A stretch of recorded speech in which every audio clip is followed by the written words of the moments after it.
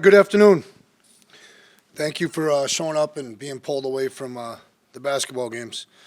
Just real quick reflection on last year. Unbelievable to come away with the championship after reevaluating, looking at our personnel, looking at conceptually the things that we were doing.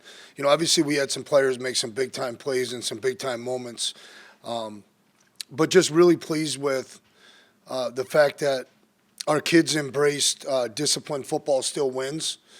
When we look back on it, and you're plus 20 in the turnover margin, and you're not sloppy on offense, and you're taking care of the ball, and you're getting the ball taken away on defense. It just that's going to be at the point of attack here going forward in the spring as well. I think last year, including South Dakota, got us. We made everybody line up and give us their best shot and make them beat us. And I wanted to open up and talk about that, because that's the program that we're looking to be.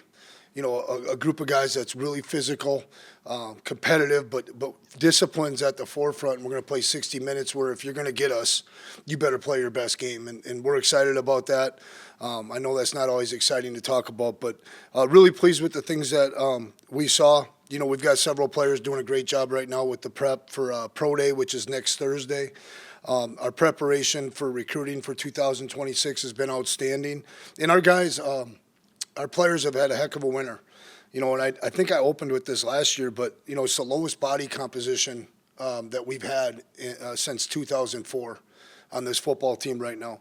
We're also lean body mass is a top 5 team. Average weight on the team, lean body mass, it's a top 5 team since 2004. Our vertical leap average is over 30 inches again. So those things have correlated in the past with our good teams. So we feel like we got a good group to work with. And then we set new marks, new highs with the bench press at a 310-pound average, squat, 415-pound average, that's big, in a 280-pound clean. And, as good as our strength and conditioning program has been, Mr. Larson, Todd Phelps, the administration has challenged me, what areas can we get better? And I think the addition of Ryan Napoli has just been unbelievable, and it shows up with some of those strength numbers. We had 8 guys jump over 10 feet in the broad jump. One of those guys being Bryce Lance is hitting a PR almost every week, so we're excited how motivated he is right now, and that's just a single out one. And our staff adjustments, I'm going to be honest, very smooth. I know we've had some changes, but not that it was plug and play. There needed to be conversations, but with all of our staff adjustments, it's been darn near unnoticeable. Sam O'Jury's excitement level to be back here and to raise his family, and his son at the Illinois State last year, he's coaching. I'd like to be a Bison someday. And so we're really happy to make that happen for Sam. Dan, with the offense, quite frankly, I've been in there less than I was last year. Dan had heavy consideration last year. That transition with him being around the O-line kids and relationships has been outstanding. Dylan Chimera has been plug and play. He knew every one of our drills, what the names of the drills were, the execution of the drills. That's been fantastic. Joe Brashaner, sliding over the quarterbacks. I mean, he's probably like, okay, Coach P's over my area a little too much now. But he's done a great job implementing and sustaining what Randy has established, and then kind of adding some things which I think our senior and junior kid probably appreciates a little bit. Everybody likes a little bit of nuance, and change can be good, and we're going to make it good this year. At the forefront and the focus for spring ball for us, we have our core values and we have our standards, but we picked improvement, individual improvement.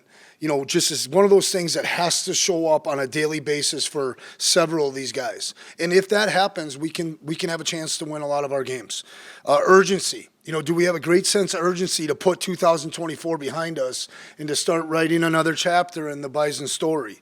Discipline wins. I think we're going to try to take that to a whole nother level. Like, can we leverage that even more? And then, do we have a certain intensity about us? We had 27 seniors that knew how to work, that could lead and became tight and together. I think our intensity level daily is going to be critical. We'll be focused on brilliant at the basics, earning roles on this football team, earning everything we get, and then whatever role you had last year, grow it and embrace that. And then we want to create, as a staff, we want to create situational stress in every one of our practices, starting in practice 1.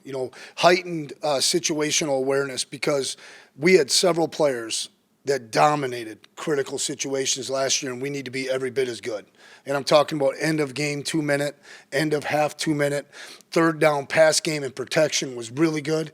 And so those things are critical. Along with that, I think Coach Olson and on defense, they feel like they can get to the quarterback more often. They feel like potentially can we play a little bit more man or whatever it might be. And so in those situations, can we continue to grow? With that, I'll open up with questions. Going off of you mentioned self-improvement being the top thing, but, with the open spots there, tackle, quarterback, how much focus is going on to the competition aspect of that in the spring? Well, compete is still our number one core value. And I think that's always, if there's not competition at spots, then you got to look back, years in the past of recruiting, right? Like, I think that's kind of where that gets cultivated. Have you recruited well?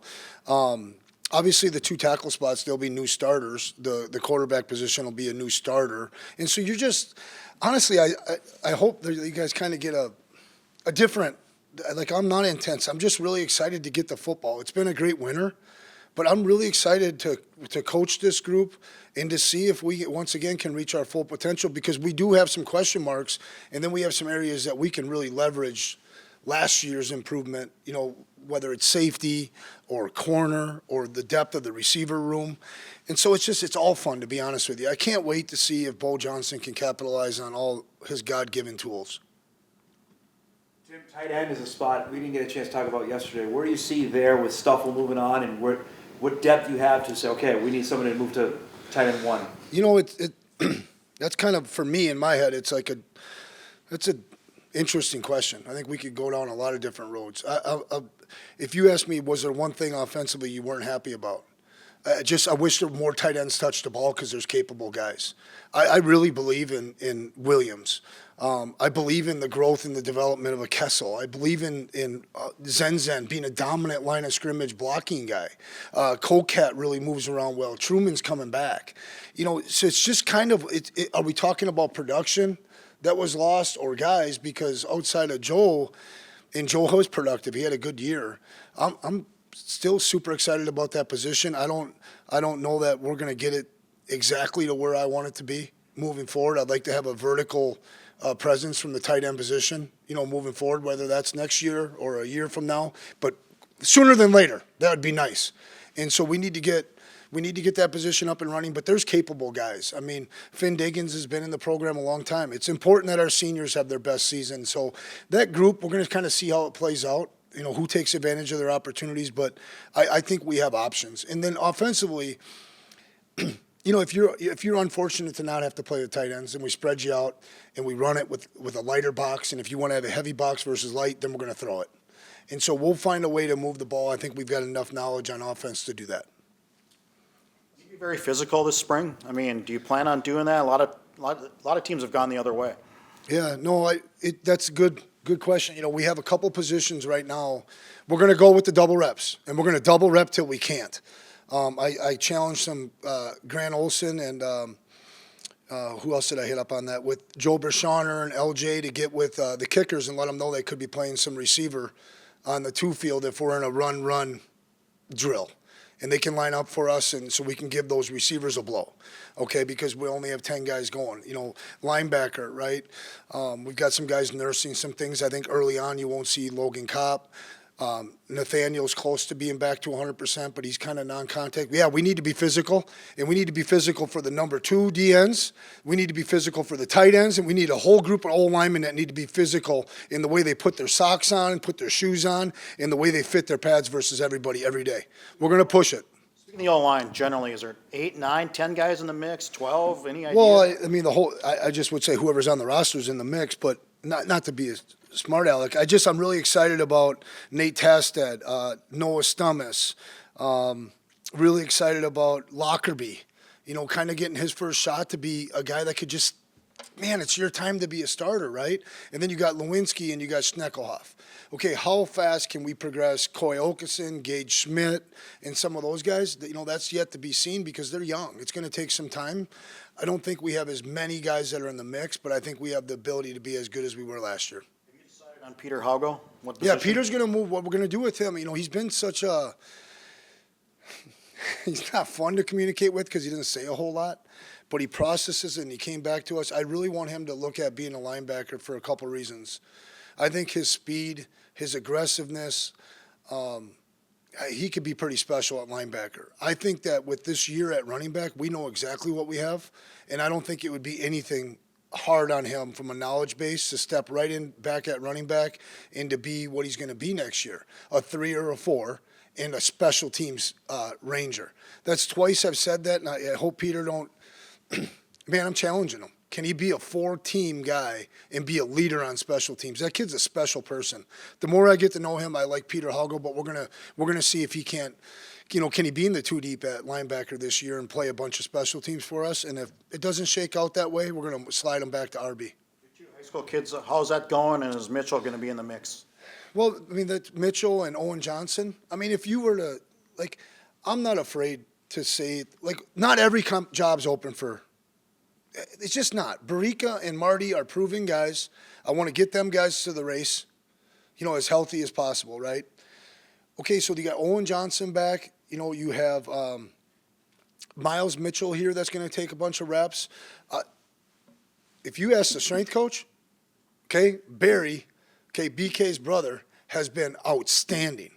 Okay, so we're looking at him. So that number 3 role, who can pass protect, who can catch the ball, who can be consistent on special teams, that's going to be interesting. Miles has been impressive, very mature, has handled school, has handled the schedule, and has only done one thing for us, which is improve in the weight room daily.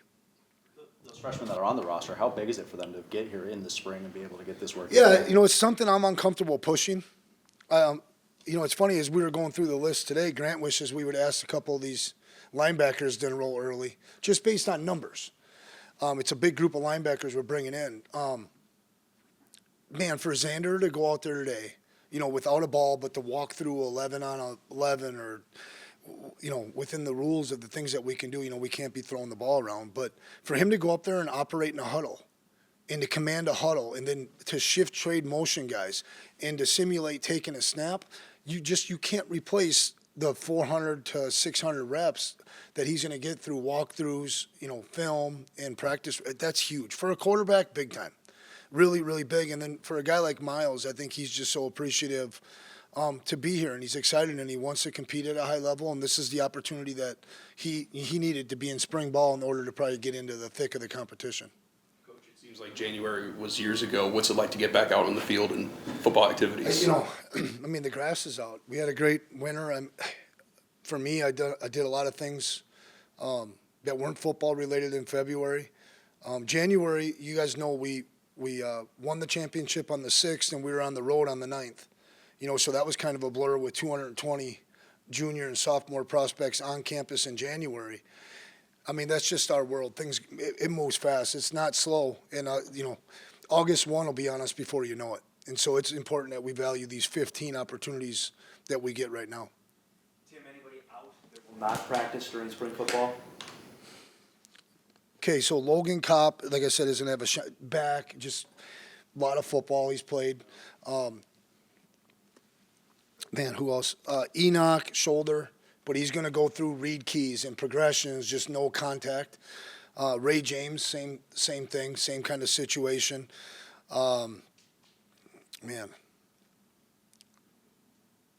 Raja Nelson probably won't get back. I think Josh Mangan, we were excited potentially to have him in the middle of spring. That looks maybe more like the end of May now. We got lucky with the tear, but he's probably not going to be available during spring ball. And Grant, am I missing anybody? I think everybody else will be rocking and rolling. You mentioned all the staff shuffling. Is that changing anything for you this spring ball? Is kind of where your focus is going to be? Well, now we got 3 people that want to gravitate to the O-line. Maybe, just if Joe needs anything, but special teams. We're going to make a decision on who our special teams coordinator is when somebody earns it. Okay, who can create and build and cultivate energy and juice for our players and lay down an example that special teams is important? Who can instruct not only on the field but in this meeting room in an 8 to 10 minute session to get the game plan in and get the details of it in? So we kind of got a little bit of a friendly competition going on there. There's maybe a few $100 extra on their contract available, but special teams, I think for certain, is an area that I really want to pay attention to as far as our competition drills, the skills in the drills that it takes to play in each and every special team. I want to, you know what? We didn't hurt ourselves on special teams last year. We left a lot out there. We can kick the ball better. We can punt the ball better. We were number 1 in the country in kick coverage until week 8. All right, so we need to manage our kickers better. You know, make sure his leg is fresh, for an example. And that's on him and it's on me. And that'll get done this year. Okay, we need to punt the ball a little more accurately. Okay, we can't have a miscommunication on a punt that leads to a block punt. And so I'm super excited to get a little bit more involved on special teams. But it's been good staff collaboration so far. And Joe Brashauner did a great job of analyzing it and all that and producing some things. And then we moved him on to the quarterbacks because he needs to be with those guys for the extra meeting time and extra on-field work. So you're talking about putting last year behind. Does that start with you? I mean, that trophy made quite the rounds after. Yeah. I was trying to find every way possible to to hang on to the championship and to enjoy it because so many people before me said, you got to take January and February. And we recruited that way. Let's go out and celebrate this thing. But, you get to this point where we just had mini camp for spring ball that starts Monday. And it is time to put the shirts away. It's time to put the hats away. The rings are for show and tell only. And we have to move on. And we'll do that. We'll do that well. I'm not concerned about our staff or myself with that. Okay, it's we've got to fight complacency all the time. And I think that just happens by driving your core values and your standards. And that's enough for us to be as good as we possibly can. Well, appreciate everybody being here. If I could just start by saying appreciative and excited I am to take on this new role here at NDSU. And, I've been really fortunate, right? It's been 20 plus years of knowing Coach Polasek and been a lot of car rides and a lot of conversations we've had recruiting the same areas. We've talked about this scenario a lot. Super excited last year for Jake to take on this role and be around him and work for a year and a close friend of mine. But when change did happen, pretty cool deal to be able to step in and fill this role and be in these shoes. And,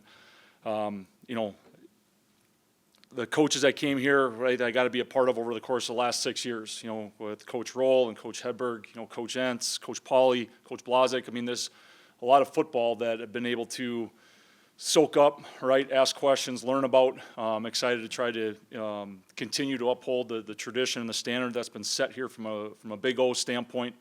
Spring ball, I mean, right around the corner, more than excited to get going and kick it off from that standpoint as well, too.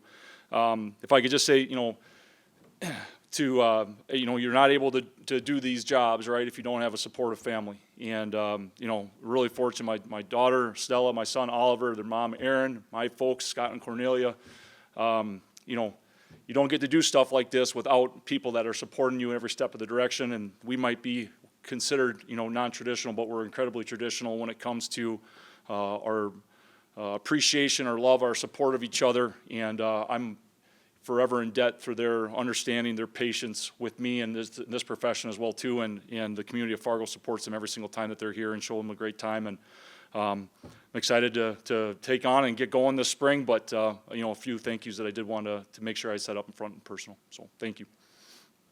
Has it been hard for you to kind of leave the big guys behind and take a more overarching role in the offense here? I'm excited to get to work with the tight ends. It's a position group that's got a lot of tradition here, but we did move our individual drill a little bit closer to the O-line. So they can still hear me, right? I can still hear Coach Tremere a little bit with them as well, too. But with any change, there's a lot of opportunity for positives and for growth. And I think that group is going to only continue to go. I mean, we're super excited about the group that we have now and the group that we got coming in, and equally as excited about being around the tight ends and still feeling that line of scrimmage, right, from that standpoint.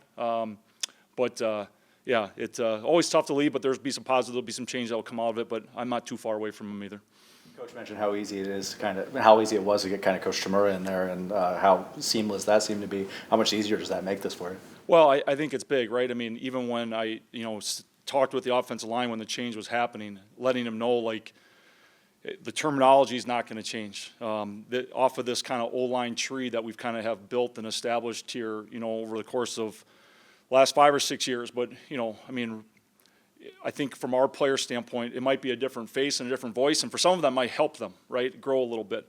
But certainly that we don't have to change a lot of our we don't have to change any of our terminology, right? We don't have to change a lot in terms of how we're communicating. It'll just be changed in terms of how it's getting communicated. The voice will be. But I think that makes it a lot easier, and I think it took a little bit of pressure off our players to understand everything's really staying status quo for the most part. We just got to keep growing and getting better, which that's what we want to have happen here at NDSU for sure. Not your first time calling plays. Your Duluth teams are pretty good. What made those so prolific, and what did you take from your Duluth days? Well, we had good players, right? And then we had the same type of, tough, physical, big athletic, linemen, tight ends, tough running backs, really, smart athletic quarterbacks. The recipe really from that standpoint stayed the same. But, we didn't change what we did on a week-to-week basis all that much. What we did was we just tried to find ways, just football 101, right? Like, how do we attack an area of weakness, and then how many times can we go and attack it of an opposing defense? But those teams wanted to be the most physical, dominant football teams on the field. And, if there's a little bit of a lull or a little bit of a dip in that area, it didn't take a whole lot of challenge for them to get back up and get on top of it. But we were, very versatile. We were very multiple in our personnel, but we were running a lot of the same thing. And, it's kind of that distortion of offense, right? You show them a picture, and then how do we get the same picture for our players, but present it in a different way to our defense? There's a lot of carryover between what we did at Duluth and then what I learned coming in here in 2019, and how the offenses continue to grow and change even a little bit from then as well too. So, speaking of the new role, there are now, 15,000 Bison fans who think they can call better game than you can. A little different than the O-line. It's different. It's a different element of pressure, is it? I don't know. They could tell you how to coach O-line too. I think when, every year you're trying to replace some pretty good players up front. And so I think there's that pressure part of it, upholding and continuing the standard that's been set in front of them. Yeah, you're doing it with 11 guys now, right? But it won't be about me, right? I mean, we lose Coach Hedberg, a tremendous coach, right? I mean, Joe Bashaner steps in and takes over his role, and I can see Joe's eagerness and excitedness to take over that role, right? Add Sam O'Jury to this mix, bring in Dylan, Steve Crutchley's still here, and he's only continued to elevate. Our offensive staff, right? I'm excited to work with those guys. They'll bring a lot to the table. We'll have a pretty good plan in place, but the 15,000 people that have it's our whole offensive staff that's calling those plays. I'm just putting my finger on one. So blame everybody else on the field. Going back upstairs, what will that transition be like? You've been on the field for a long time. Yeah, I think it'll help. I think I made this comment. I certainly have talked about it with our players, but I was not a very good play caller when I was a head coach, and that was probably because I can run a little bit emotional and hot at times, right? It's probably why our head coach isn't calling plays as much either. But I think it allows you to take a deep breath at times when you got to take a deep breath. I think it allows you to have a little bit of that 10,000-foot view of what's going on there. And I'll come back to our leadership of our coaches, and I'll come back to leadership of our players. I think if there's a moment where we got to have a big play and we got to get going, I think we'll have the people on the sideline to help move that forward. Trust those guys. But, from my standpoint, I think it'll be a benefit. I'll miss a little bit of that intensity that's on the field, but I'll be one of the first guys trying to press the buttons on that elevator to get down and celebrate with those guys too. So. How much have you talked to Dylan about, these are the guys I thought leaving the offensive line room that are maybe the leaders in the clubhouse? Is that a conversation that needs to be had, or just to watch the tape and it's evident that way? Yeah, I really didn't want to put any influence into what he was doing. And so, even when, kind of already put in my mind, when we transition and go to a special team, I'll probably lean a little bit more towards either can I be a fly on the wall on a special team, or will I kind of go over and be around the quarterbacks and just allow him to coach? We brought him here to coach the O-line. We didn't bring him here to take my advice on what we're doing, right? And we're fortunate, right? We've got Coach Polasek has got an O-line background. There's plenty of people here that will give his input, but for Dylan to have complete ownership of that room, he's got to formulate his own ideas and I think some guys in that room are going to be really excited about they get a little bit of a fresh slate as well too, right? So I haven't really talked at all about him. We're excited about all of them. Coach them all really hard and challenge them to be their best, and he'll do that part of it, and he'll figure out the best 5 for sure. Like you said, you've known, Polasek and these guys for a while. What was it like getting that call of, hey, you're going to be the OC? Yeah, I mean, the fun part of it was we were actually right next to each other when all this happened, right? So, kind of a look and, hey, let's go, talk, and we sit down and I want you to do it. I'm excited to do it.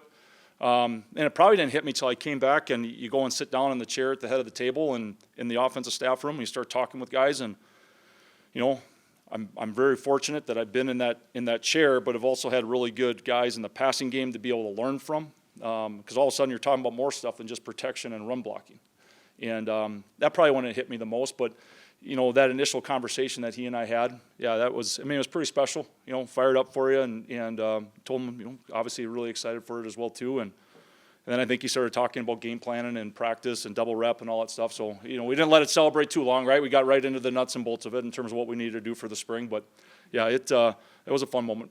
Hey guys, it's good to be here. It's been it's really nice to be able to get back to football here in a short amount of time. We're excited about that, certainly. To kind of echo some of Coach Polasek's thoughts, January certainly was a lot as far as recruiting goes and getting a lot of work done. But then it's been nice to be able to get into February and have some time and really look at and watch every single play of the season and rewatch the games and watch cut-ups and look at areas that we can improve. And I know we're going to make a big jump from year 1 to year 2 just by continuing to have good meetings and our guys working hard and all those things. Looking back on the year, I think it was pretty obvious for us that the 2 things that we did really well is, number 1, our players did a great job of buying into the new coaches and playing extremely fast. So I want to compliment our players on that. They continued to improve. That was for sure the word that sticks out the most to me watching the season is improvement. From week 1 to week 4, we got better. From week 4 to week 8, we got better. And from week 8, with some injuries with Sam Young went down at that time to all of a sudden playing in the national championship and having some young safeties that started off the season as the 3rd, 4th, and 5th guy to go, and now all of a sudden they're starting and making big-time plays. That was huge. So we improved a lot, and we're really proud of those guys. Defensively, as a coaching staff, I want to compliment every one of our assistant coaches. We did a great job of simplifying things. We had humility. We didn't allow our ego to get in the way of what we were trying to accomplish. There were some times where it was like, man, we'd really love to have all these different great game plan ideas. And it took humility to say, let's not try to outsmart this team. Let's trust our players to go win the game for us. And every time we did that, our guys went out and executed. So that was a great learning process for us. And I want to compliment everybody involved. It's not easy to put your ego aside, especially in big moments and big games. So kudos to those guys. As we move forward into spring, it's funny, this year is going to almost be a complete flip of last year. Last year we were so strong on the defensive line, and we had a lot of new faces coming in the secondary. Now that's going to almost be a complete flip. Yes, we still have a lot of good defensive players up front for us. But with a Cole Wisniewski injury, a Sam Young injury, and all those things, now all of a sudden, guys we weren't expecting to have a bunch of experience right now actually do. So I'm really excited about the depth that we have coming back in the defensive back room. And then up front, we just got to continue to keep guys healthy, get guys back. Coach Polasek mentioned Enoch with the shoulder. He played in that championship game with a really banged up shoulder. Credit a young freshman like Ray James, and he's not the only one that does this. A lot of guys have done it, but he practiced almost half the year on a torn labrum just because he was like, whatever I got to do to help the team win a national championship, I'm willing to do. So guys like that continue to epitomize Bison pride. We're going to continue to have a lot of success defensively. The big news for us, I think, defensively, and what's going to be a little bit new in the spring is Coach Littlejohn's due here in less than a month. My wife is due exactly 1 month from now. So anyway, we've got our contingency plans put in place about when a guy misses a date, who goes to what position, and how we're going to all work together. So anyway, a very exciting time to have some new members of the Bison family joining us. So we're very excited for that. To re-echo what Coach Polasek said earlier, the big word for us this year is just going to be improvement as far as the spring goes. We're cutting back a lot of our defensive calls, just things that we didn't run very much. We're continuing to simplify, and we're going to play really fast. So the goal, what I challenged our defensive coaches with was, guys, I want to put in about 50% of the defense in spring, and let's make sure we're really improving our fundamentals. And right now I can already tell, and give Coach Kramer and Coach Knapp a ton of credit. But I can already tell that our defensive backs and linebackers are moving better at this time right now than what they were last year. Our offseason workouts have looked awesome. Those guys are doing a great job. So excited for the growth and development we're going to continue to have. With that depth that you mentioned, wanting to continue cultivating, how important is this spring ball period towards that? Oh, well, absolutely huge. There's nothing that can replace reps out there seeing it. I know we really want to hammer the fundamentals, and we've been spending a lot of time working on our fundamentals and explaining our fundamentals and those things. But until Peter Haugo, now moving back to linebacker, gets a chance to do these things, it's never going to make sense. So anyway, he took every single rep today. When we did our double rep walkthrough, he took every rep on one field, and I know he was frustrated at times, but man, he got better today just by being out there. That's something that I know coming from the linebacker perspective. I think that certain positions can do all these practice drills, and that's all great, and they can get better. But linebackers and safeties, guys that got to fit the run, they got to read pass, and they got to turn and run and go cover somebody, you can just never replace that until you actually go out and do it. So anyway, excited for the young guys, the Taylor Edie's of the world. They're going to get a lot better in spring. We're going to give them a ton of reps. Gio, this is your first time being back without a Mostart. How different is that in the middle of? Granted, those guys played a lot. Duke never played a lot. Yep. Obviously, Keenan played a lot. What do you see there? That, okay, this is the spring for take the next step forward. Well, I think that naturally happens every time. It's funny, like you look back and all of a sudden, just the fact that older guy graduated, that guy behind who's been chomping at the bit to get to be the starter and to get to make all those plays in big games, they just seem to take off. And the outside world thinks it's a quantum leap, but those of us that have got a chance to see it know that Logan Larson has been working a tail off, and the minute he gets his opportunity, he's going to show what he can do. So just the fact that guys leaving is going to create that opportunity for guys, and I know there's a lot of guys jumping at the bit to have those opportunities. I don't want to name their names just because across the board defensively, I met with every single player in January after the season, and there were some guys that surprised me in such a great way. They came in with the look in their eye that said, "Coach, I'm coming to earn the starting spot.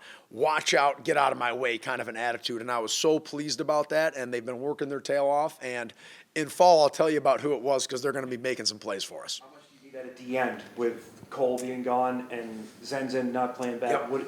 Those are guys. They're guys that haven't played yet at defensive end. Yeah, that's going to be one of the spots that we have the least amount of experience right now. We're gonna rely on the experience of the defensive tackle room, specifically in games. I think I can easily see there being a situation where all of a sudden a Jackson Duteneff or a Cody Heisman all of a sudden steps out and plays some defensive end just because we are really deep at the defensive tackle position. But in the same breath, we're not going to plan on doing a whole lot of that in spring ball. We are going to develop Victor. Victor's going to get 1 million reps. I'm liking what I'm seeing out of Victor. Abe Myers is going to get 1 million reps. So anyway, really looking forward to those guys improving in that area. But we're really strong on the defensive line overall. So if we got to make some adjustments come fall, we can do that later. Middle linebacker, where are you at? Yeah, so right now Nathaniel Staling, he's going to be playing middle linebacker for us. I'm excited about him. He had a big spring last year, and I told people he was the best third-string Mike linebacker in the country. He was just behind six-year guys. So he's going to take off and have an awesome year for us. I'm predicting it right now. Thankfully, that shoulder's getting healthy, so that'll be huge. Oliver Luck's playing as well, and probably a lot better than I've ever seen him done before. It's the same thing. All of a sudden, there's an opportunity, and he's going to make some plays for us. So really excited about those two guys. As we continue to look just at inside linebacker overall, you have a known commodity in Logan Kopp. He's a phenomenal football player and an awesome young man. So Nathaniel's going to get an opportunity. Austin Altapeter's going to get an opportunity. Peter Haugo's going to be another guy that's going to get an opportunity. So between that group of four with those other two Mikes I mentioned, some people are going to be playing a lot for us. You got a couple transfers in at the defensive back position. How's that gone? And what do you want to see for them this spring now to be out there on the field? Yeah, absolutely. Number one, it's gone really well so far. They're talented athletes, and we did a good job in our vetting process of making sure that we were getting hard-working, good character guys. So they fit right in. That's, I think, always one of the concerns about how do you transfer into a program like NDSU? Do you have the humility to learn a different way of doing things? Do you have the work ethic? Can you compete at the highest level? Are you an ultimate competitor kind of a guy? And those guys fit that mold. So they come into the culture and they already fit. Well, great. That's the most important battle. From there, I'm going to trust the DB coaches to teach them what to do. I have awesome coaches, and already I just watched our mini camp today, and already a couple of those young guys flashed a couple times, not necessarily as making plays because we're not full speed, but just movement skills, doing the right thing, being in the right spot. So I'm pleased with the new guys for sure. Coach, Coach, you were mentioning, you soon have another kid. What's it like being able to share this though with NDSU and with the football program? Well, it's unbelievably special. I know I don't like to rank because it's not fair to do some of those things, but I can tell you that myself and Amy care a ton about NDSU. I don't want to sit here and tell you we care more than anybody else because that's just not fair to say, but we care a ton. It's a really special place in our lives. We got so many family that are here. It's nice to be able to walk over to the IPF and then we get done with practice and I can go over and give Matt Johnson a hug just because he's been such an important part of our lives. And then Amy can come to practice and then she can hang out after and do some of those things. So it's incredibly special. And then on top of it, this is where, the new dad in me is going to come out. Like when those linebackers come over to my house, they play with my daughter. They want to be able to hold her. I've got a picture that's framed. I'm going to be moving into my office soon of her after practice with a bunch of guys around. So without getting too emotional, it's incredibly special. I love those guys dearly. And everything you need to know about our young man is just how they act when my wife and daughter are around. They're the best.